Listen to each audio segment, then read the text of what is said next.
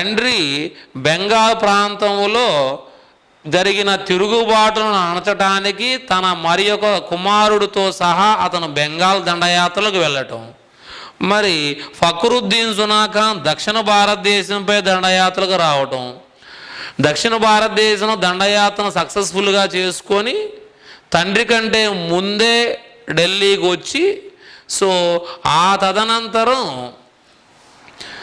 తదనంతరం తండ్రి సక్సెస్ఫుల్గా బెంగాల్లో విజయాన్ని పొంది ఢిల్లీకి వస్తున్న సందర్భంలో సో యమునా నదికి అవతల ఇతను ఒక చెక్కతోటి ఒక పెద్ద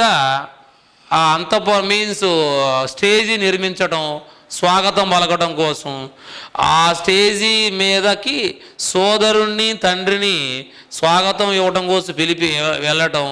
సో ఆ పక్కనే ఏనుగు ఒకటి అదిరి దాని మీదకి వెళ్ళి అక్కడ జరిగిన దుర్ఘటనలో మహమ్మద్ బిన్ తుగ్లక్ యొక్క తండ్రి అయినటువంటి గియాసుద్దీన్ తుగ్లక్ మరియు సోదరుడు ఇరువురు మరణించడం జరిగింది. సో ఇక్కడ మహమ్మద్ బిన్ తుగ్లకే ఈ ఇన్సిడెంట్కి రీజను, ఆయనే వెనుకున్నటువంటి వ్యక్తి అన్నటువంటి ఒక ప్రోపగేషన్ కూడా, ఒక రూమర్ కూడా ఉంది.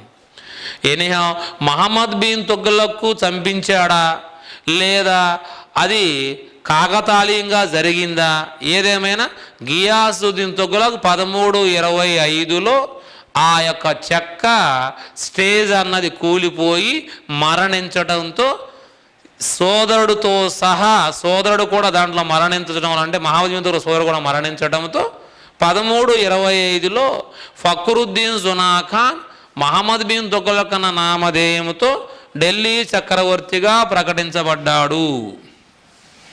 సో మహమ్మద్ బిన్ తుగ్లక్ పరిపాలన కాలం ఎప్పుడండి అంటే 1325 నుంచి మొదలుపెట్టి 1351 వరకు. 1325 నుంచి మొదలుపెట్టి 1351 వరకు. 1325 నుంచి 1351 మహమ్మద్ బిన్ తుగ్లక్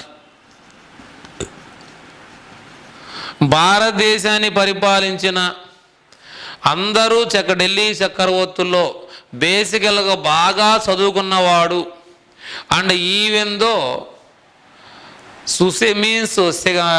సైనికుడిగా శిక్షణ పొందినటువంటి వ్యక్తి, మ్యాక్సిమం ఆ రోజుల్లో అవైలబుల్లో ఉన్నటువంటి మ్యాక్సిమం భాషల్లో మాట్లాడగలిగిన దిట్ట. సో మహమ్మద్ బిన్ తుగ్లక్, ఇతనుకున్న బిరుదు ఉలుగు ఖాన్, ఇతని ఒరిజినల్ పేరు ఫక్రుద్దీన్ జునా ఖాన్. ఇతను ఢిల్లీ ఓరుగల్లుకు సుల్తాన్పురి అని పిలిచాడు. ఆ తర్వాత ఇతను దేవగిరిలో కొంతకాలం ఉండటం జరిగింది. దేవగిరికి నియర్ బై దౌలతాబాదు కోట, వాస్తవంగా దేవగిరిని దౌలతాబాద్ అని పిలిచినటువంటి వ్యక్తి ఇతనే. ఆ దౌలతాబాద్ ఫోర్ట్ నిర్మాణం, కొన్ని సందర్భాల్లో దౌలతాబాద్ ఫౌండర్ ఎవరు, సో మహమ్మద్ బిన్ తుగ్లక్. కొన్ని సందర్భాలు దేవగిరిని దౌలతాబాద్ని పిలిచింది ఎవరు, మహమ్మద్ బిన్ తుగ్లక్. మహమ్మద్ బిన్ తుగ్లక్ రాజు చక్రవర్తి కావడానికి ముందు ఎక్కడున్నాడు, దౌలతాబాదులో ఉన్నాడు. కనుక చక్రవర్తి కావడానికి ముందే ఆయనకి దక్షిణ భారతదేశంతో కొంత మేరకి పరిచయం ఉంది. ఈ యొక్క మహమ్మద్ బిన్ తుగ్లక్ 1325 నుంచి 51 వరకు పరిపాలించాడు. మహమ్మద్ బిన్ తుగ్లక్ ఇతను కూడా బాల్బన్ లాగా ఖలీఫాని గుర్తించకపోయినా తన పరిపాలన చివరి కాలంలో ఉలేమాల రికమెండేషన్తో ఈ యొక్క ఖలీఫా దగ్గర నుంచి మనసుని పొందడానికి ప్రయత్నించి విఫలమయ్యాడు. సో ఈ మహమ్మద్ బిన్ తుగ్లక్ ఉలేమాల సహకారంతో మన్సూర్ని పొందడానికి ప్రయత్నించినా విఫలమయ్యాడు. అసలు ఈ మన్సూర్ విషయంలో ప్రయత్నించిన వాళ్ళల్లో ఫస్ట్ మన్సూర్ను పొందిన వ్యక్తి ఇల్టుట్మిష్, 2 సార్లు పొందింది ఫిరోజ్ షా తుగ్లక్, ఈ మహమ్మద్ తుగ్లక్ యొక్క కజిన్ సోదరుడు. మహమ్మద్ బిన్ తుగ్లక్ వ్యతిరేకించిన తరువాత మన్సూర్ను పొందడానికి ప్రయత్నించాడు. అట్లీస్ట్ ఉలేమాలు పర్మిషన్ ఇవ్వకపోవడంతో ఉలేమాల సహాయంతోనే ప్రయత్నించాడు. ఇక రిమైనింగ్ ఢిల్లీ సుల్తాన్లు కూడా ఇక్కడ ఖలీఫాని మనసూర్ని పొందడానికి ప్రయత్నించలేదు. ఇక్కడ ఈ పాయింట్ ఆఫ్ వ్యూలో మనకు ప్రధానంగా బిడ్స్ ఎలా పడుతున్నాయి అంటే, ఢిల్లీ చక్రవర్తి నూతన మతాన్ని ప్రవేశపెట్టాలని కోరుకున్నాడు. సో అల్లావుద్దీన్ ఖిల్జీ ప్రవేశపెట్టాలనుకున్న తన యొక్క నూతన మతాన్ని ఎవరి సలహా వలన విరమించుకున్నాడు? ఆలాముల్. మహమ్మద్ ప్రవక్త పొజిషన్ని కూడా క్వశ్చన్ చేసినటువంటి ఇతను ఖలీఫాని గుర్తించలేదు. ఆ తర్వాత ఖలీఫా కుడిభుజంగా ప్రకటించుకున్నాడు. మరి మహమ్మద్ బిన్తో మరి ఆయన కంటే ముందు బాల్బన్ ఈవెందు ఆయన ఖలీఫా పొజిషన్ మహమ్మద్ ప్రవక్తను గుర్తించాడు. ఆయనకు నీడ అంశ అని చెప్పుకున్నాడు. జిల్లేహు అల్లా అన్నాడు. అంటే ఢిల్లీ సుల్తాన్ జిల్లేహు అల్లార్ దేవుని నీడ అంటంతో బాల్బన్. మరి ఢిల్లీ చక్రవర్తి అంటే మనసూర్ను పొందినది అంటంతో ఫస్ట్ పొందింది ఇల్టుట్మిష్. ఢిల్లీ అంటే వీళ్ళు పూర్తిగా షరియాని బేస్ చేసుకొని పరిపాలన చేయడం జరిగింది. ఈవెందో ఢిల్లీ చక్రవర్తి పూర్తిగా షరియానుసారంగా పరిపాలించి లిబరల్ పాలకుడుగా పేరుగాయించాడు అంటంతో ఫిరోజ్ షా తుగ్లక్ ఆయన తన జీవితంలో 2 సార్లు మనసూర్ని పొందడం అన్న జరిగింది. సో ఆ ఫిరోజ్ షా తుగ్లక్ యొక్క సోదరుడే ఈ యొక్క మహమ్మద్ బిన్ తుగ్లక్. ఈ మహమ్మద్ బిన్ తుగ్లక్ 1325 నుంచి 51 వరకు పరిపాలన చేయటం అన్న జరిగింది. సో ఈ యొక్క మహమ్మద్ బిన్ తుగ్లక్ కాలంలో దక్షిణ భారతదేశంలో 2 కొత్త రాజ్యాలు రావటం అన్న జరిగింది.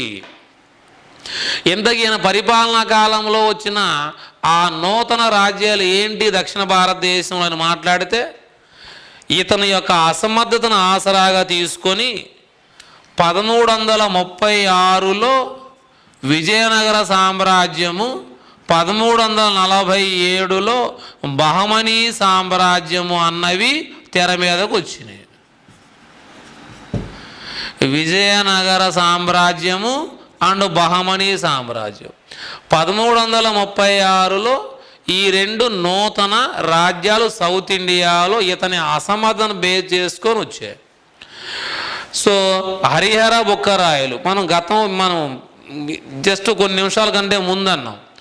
2వ ప్రతాపరుద్ర దేవుణ్ణి యుద్ధములో ఓడించి బందీగా ఢిల్లీకి తీసుకుపోతున్న సందర్భంలో నర్మదా నదిలో దూకి చనిపోయాడు. ఆ సమయంలో అతని పక్కన ఉన్నటువంటి ఇరువురు ఆ యొక్క హరిహర బుక్కరాయులు తరువాత ఢిల్లీకి వెళ్ళి ఇస్లాంలో కన్వర్ట్ అయి ప్రధానమైన వజీర్ పదవుల్లో ఉండటం. ఆ తదనంతరం సౌత్ ఇండియాలో కంపిలీలో జరిగినటువంటి ఆ యొక్క అంతర్గత సివిల్ తిరుగుబాటుల్లో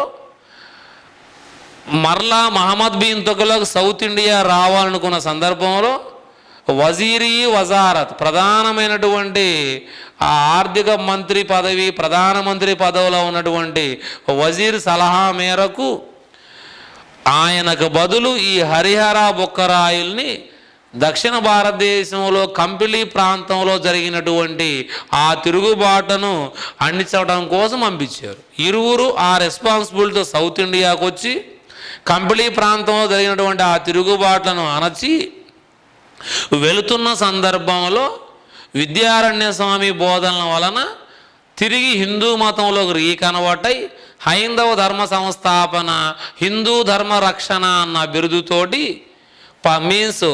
కాన్సెప్ట్తో 1336లో విజయనగర కేంద్రంగా తుంగభద్రా నది దక్షిణ బొడ్డున ఈ యొక్క నూతన రాజ్యాన్ని ఏర్పాటు చేయడం జరిగింది.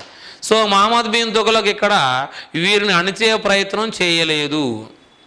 ఆ తరువాత ఈ హసన్ బహమన్ షా అలావుద్దీన్ హసన్ గంగు 1347లో గుల్బర్గా రాజధానిగా ఇతను బహమనీ సామ్రాజ్యాన్ని ఏర్పాటు చేయడం అన్న జరిగింది. సో ఇక్కడ ఈ బహమనీ సామ్రాజ్యం, విజయనగర సామ్రాజ్యాలు 2 సౌత్ ఇండియాలో తెర మీదకు వచ్చినాయి. ఎవరి కాలంలో అంటే మహమ్మద్ బిన్ తుగ్లక్ పరిపాలన కాలంలో వచ్చాయి.